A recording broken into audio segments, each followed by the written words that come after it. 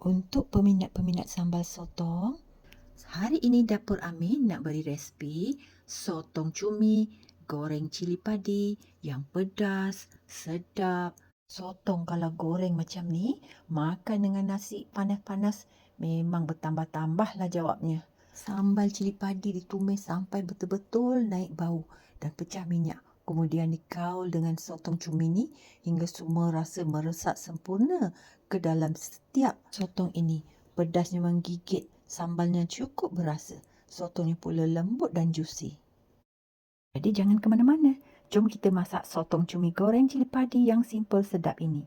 Mula-mula kita perlukan 1 biji bawang besar, 6 ulas bawang putih dan segenggam cili padi hijau campur dengan merah.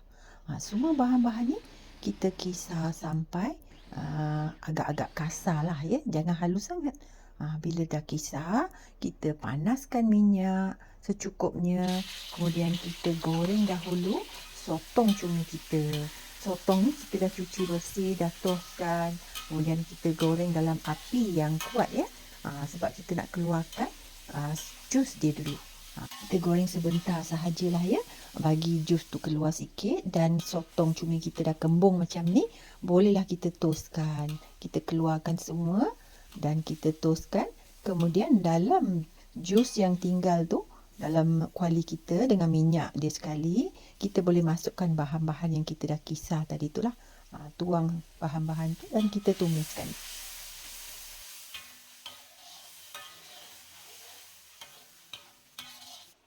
Kita boleh tambahkan gula aren 1 ketul kecil dan kita masukkan garam secukup rasa. Kemudian kita tumis lagi sampai dia betul-betul pecah minyak lah.